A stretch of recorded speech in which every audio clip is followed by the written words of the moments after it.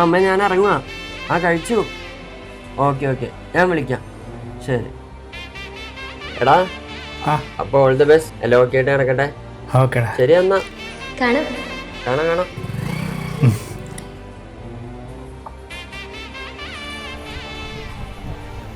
അല്ല, എങ്ങനെയുണ്ടായിരുന്നു എൻ്റെ ഫെയർവെല്ലൊക്കെ? സത്യം പറഞ്ഞ ഒരു ഇമോഷണൽ സീനായിരുന്നു. ലാസ്റ്റുള്ള ആ ഒരു സെഗ്മെൻ്റ് ഇല്ലേ, നമ്മൾ ഓർമ്മകളൊക്കെ ഷെയർ ചെയ്യുന്നത്, നമ്മളോട് എത്രത്തോളം ഇഷ്ടമുണ്ടെന്ന് എനിക്ക് അപ്പോഴാണ് മനസ്സിലായത്.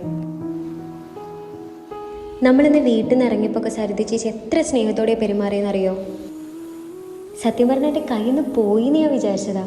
പിന്നെ അതുകൊണ്ടാണ് ഞാൻ അന്ന് പെട്ടെന്ന് സ്കൂട്ടായ. ഈ ആളുകൾക്ക് പ്രിയപ്പെട്ടവരായിരിക്കാൻ കഴിയുക എന്ന് പറയുന്നത് വലിയൊരു ഭാഗ്യമാണല്ലേ.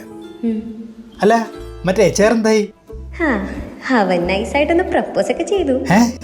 എന്നിട്ടെന്താ, ഞാൻ ബാംഗ്ലൂർക്കല്ലേ പോണേ, അവിടെ ഇതിൽ നല്ല ചെക്കന്മാരൊക്കെ കിട്ടല്ലോ. നിനക്ക് വിഷമമുണ്ടോ ഞാൻ പോണേല്? പോയല്ലേ പറ്റൂ, വിഷമിച്ചിട്ട് കാര്യമില്ല. പിന്നെ ലൈഫിലാരും സ്ഥിരമല്ലല്ലോ. ഓ അങ്ങനെ. അല്ല, എന്താ പ്ലാൻ? നേരെ ബാംഗ്ലൂർക്ക് പോകണോ? വീട്ടിൽ പോകണം, പക്ഷെ ആ പള്ളിയിൽ എനിക്ക് ഒന്നുകൂടെ ഒന്ന് പോകണം. എന്തൊക്കെ വന്നാലും എന്നെ വിട്ട് പോയില്ല എന്ന് എനിക്ക് ഉറപ്പുള്ളൊരു കൂട്ടാണ്. മാത്രമല്ല, ഞാൻ എന്ത് തീരുമാനം എടുക്കുകയാണെങ്കിലും ആദ്യം അവിടെ പോയെന്ന് ചോദിക്കും. നീ വരുന്ന എൻ്റെ കൂടെ ബാംഗ്ലൂർക്ക്? നിനക്ക് അവിടെ ഒരു ബെറ്റർ ജോബ് നോക്കാം.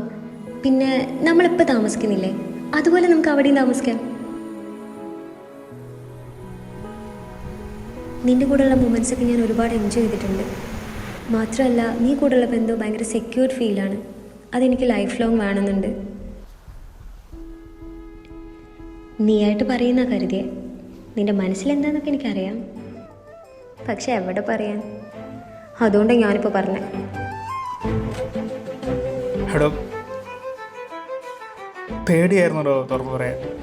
ഇഷ്ടമാണെന്ന് പറഞ്ഞിട്ട് ഇനിയുള്ള ഫ്രണ്ട്ഷിപ്പ് കൂടി പോയാലോ എന്നൊക്കെ ഓർത്ത് ഇവിടെ വന്ന് ലൈഫിലാകെ പണ്ടാറടങ്ങി ഡാർക്കടിച്ച് നിൽക്കുമ്പോഴാണ് നിൻ്റെ ലൈഫിലേക്ക് കടന്നു വരുന്നത് തന്നെ. അന്ന് ആദ്യമായിട്ട് പുണ്യാളൻ്റെ മുമ്പിൽ പ്രാർത്ഥിച്ചിട്ട് തിരിഞ്ഞു നോക്കുമ്പോഴാണ് നിന്നെ ഞാൻ ആദ്യമായിട്ട് കാണുന്നത്. ഒരു കാര്യം ഞാൻ ഉറപ്പിച്ച് പറയാം, ഞാൻ എന്നും കൂടെ ഉണ്ടാവും. എനിക്ക് അത്രയ്ക്ക് ഇഷ്ടമാണോ.